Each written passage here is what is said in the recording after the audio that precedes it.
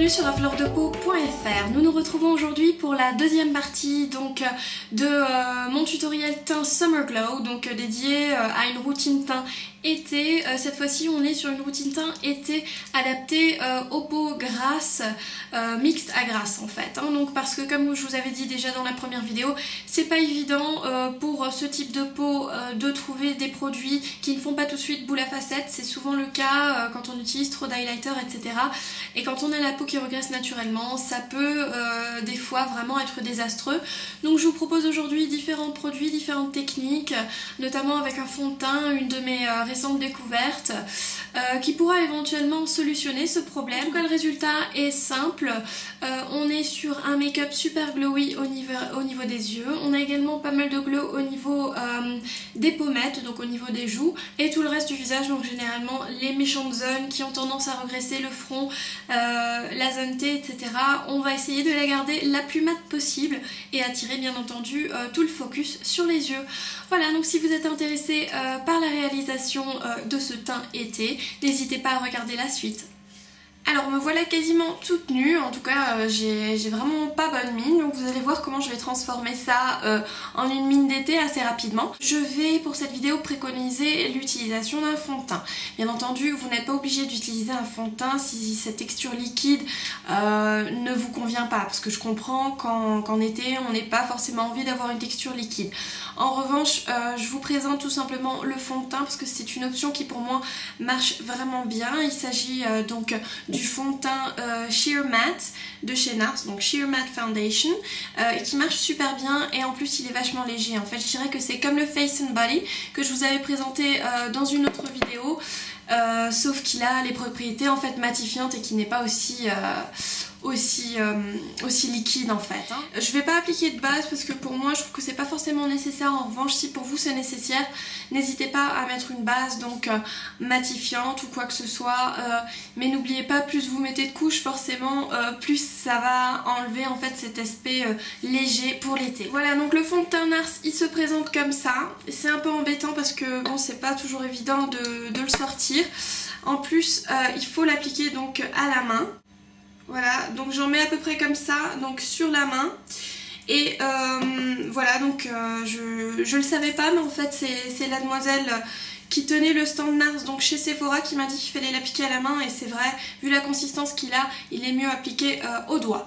Donc voilà, je commence à l'appliquer au doigt.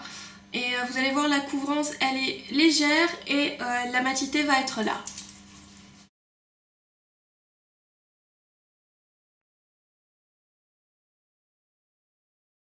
Donc voilà pourquoi l'appliquer au doigt, parce qu'il faut le chauffer, hein. Il a une texture assez bizarre, je dis pas désagréable, mais effectivement quand on le chauffe ça change vraiment tout.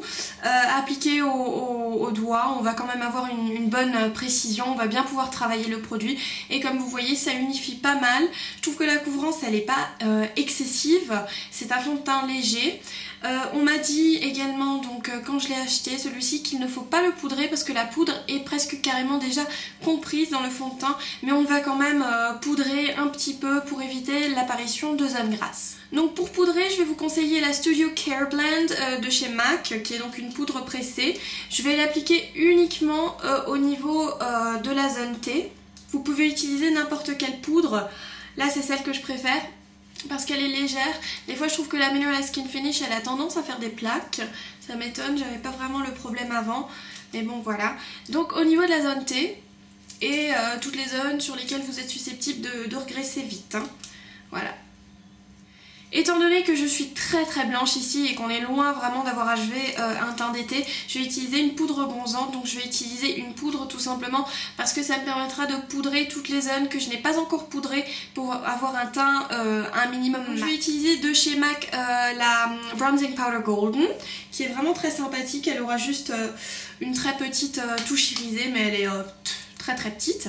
Je vais l'utiliser avec un pinceau fuselé, c'est le 138, je sais jamais, les numéros s'effacent, je pense que c'est le 138, oui, corrigez-moi si j'ai tort. Donc je vais en prendre et je vais donc la poser là, comme d'habitude, où le soleil effleurerait mon visage en premier. Donc c'est le haut des pommettes, hop, c'est le front, c'est le nez, c'est le menton, et on va quand même faire un peu de contouring.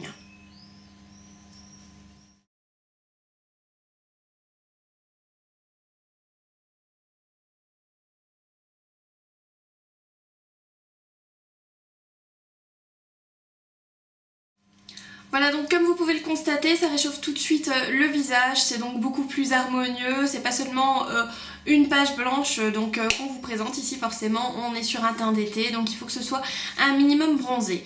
Alors comme vous pouvez le constater, je me suis occupée donc de mes sourcils. On va passer maintenant au reste du make-up, toujours sur le teint. On va utiliser un blush, donc ici je vais utiliser un blush crème. Vous allez me dire, oulala, pourquoi crème? Et bien tout simplement parce que sa tenue est vraiment meilleure. Donc je vous avais déjà fait une vidéo, je vous mettrai le lien, donc qui vante les mérites des blushs crème. Donc là je vais utiliser le Brit Wit de chez MAC. Donc voilà, je vais l'appliquer avec un pinceau duo fibre. Je vais prendre pour cela un 130 de chez MAC, un super pinceau pour ça. Et donc voilà, je vais l'appliquer.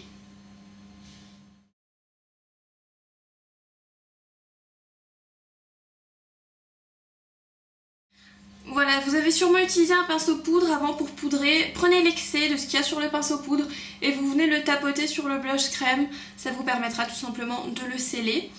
Voilà, donc on va passer à ma partie préférée qui va être sans doute l'highlighter. Donc là je vais utiliser un produit très connu de chez MAC qui est la Mineral Skin Finish. Donc malheureusement je n'ai que des éditions limitées à vous proposer, mais il en existe d'autres.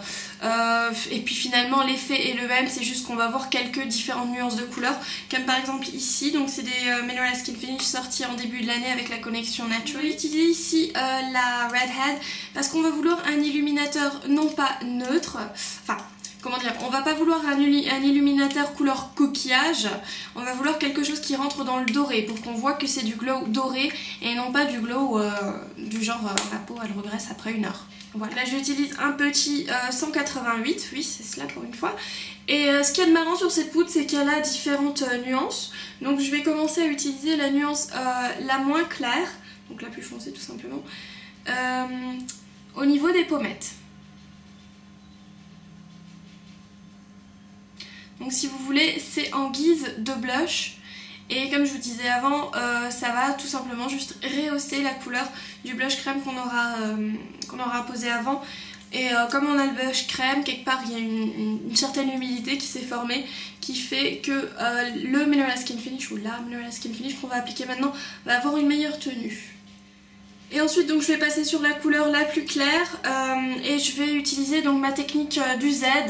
Donc je vais venir la poser au niveau du rond des pommettes, donc vraiment pour que ça donne un effet de rondeur au visage. Je vais remonter, suivre donc cette ligne sous le sous le cerne, hop, et je remonte le tout ici. Donc voilà, première barre du Z, deuxième barre du Z, troisième barre du Z. Voilà, c'est aussi simple que ça. Et je répète de l'autre côté. Voilà, donc on a terminé la routine teint au niveau du visage. On va continuer sur les yeux. Si ça peut vous intéresser, restez donc connectés et je vais zoomer bien entendu pour que vous puissiez voir un peu mieux ce qui se passe.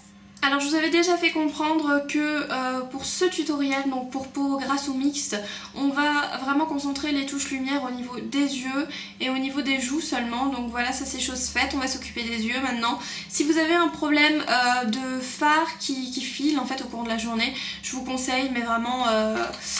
chaleureusement le Paint Pot Painterly de chez MAC qui va vraiment avoir une tenue béton. Donc je vais appliquer ça avec un pinceau synthétique, là c'est un pinceau de chez Urban Decay. Et voilà, vous allez voir, ça va avoir une super tenue.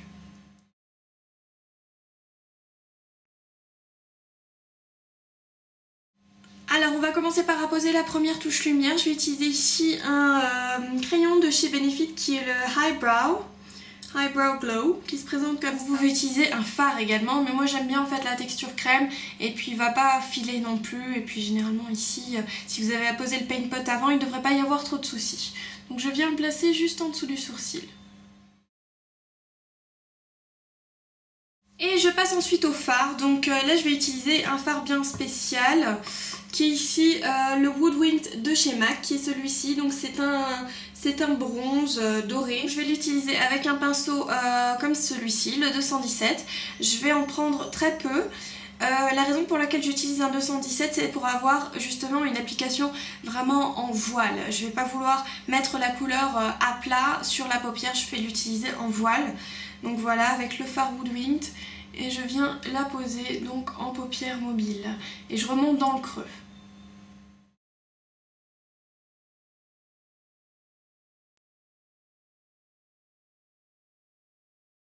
Je vais également en prendre un peu vraiment au niveau de la tranche du pinceau et je vais en mettre un voile aussi au ras des cils. Voilà, avec un pinceau propre, je suggère donc d'estomper un peu les bords quand même pour avoir une démarcation plus soignée, une transition plus soignée. En principe, on pourrait s'arrêter là, effectivement, on a un look glossy, très joli, très summer, donc très estival, très réchauffé. En revanche, je pense que je vais m'orienter vers une autre couleur. Donc je vais utiliser ici la couleur Rompe qui est juste à côté de Woodwing ici, donc vous voyez que c'est un peu la suite logique, hein, donc au niveau si on veut faire un ton sur ton. Donc je vais également rester sur le 217, enlever l'excès et je viens tout simplement l'appliquer en coin externe.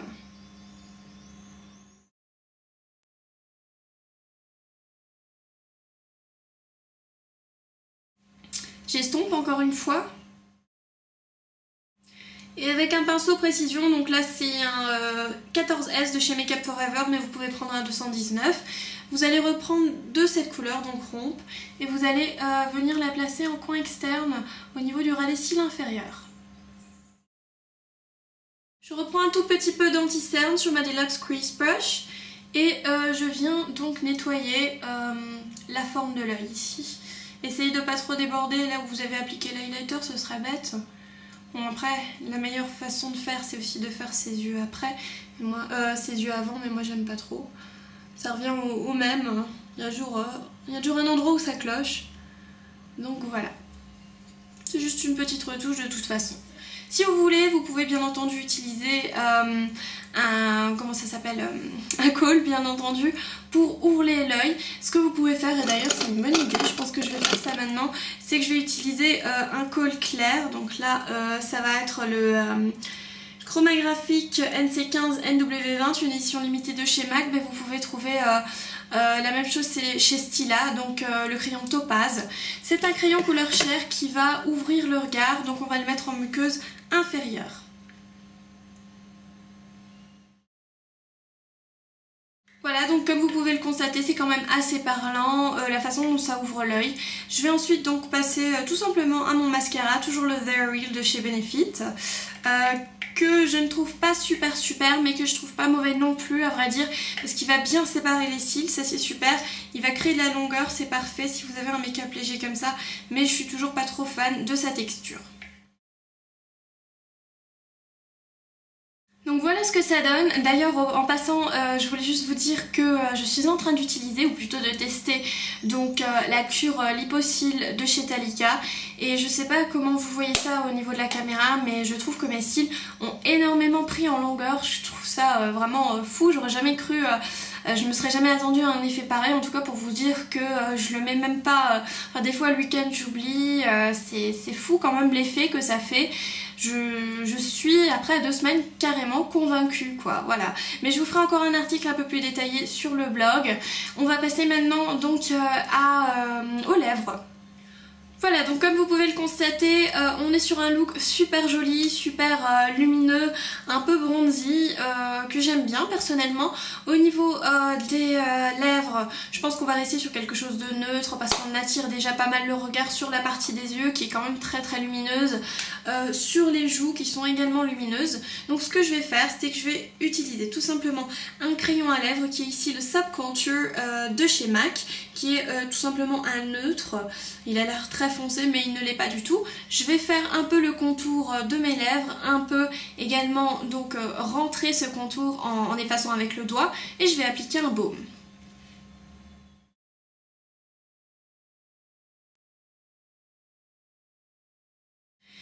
Voilà, donc au niveau des lèvres, ou plutôt pour glossifier un peu tout ça sans faire vraiment gloss, je vais utiliser mon nouveau baume de chez Christian Dior, qui est un baume crème de rose, donc voilà, qui sent merveilleusement bon.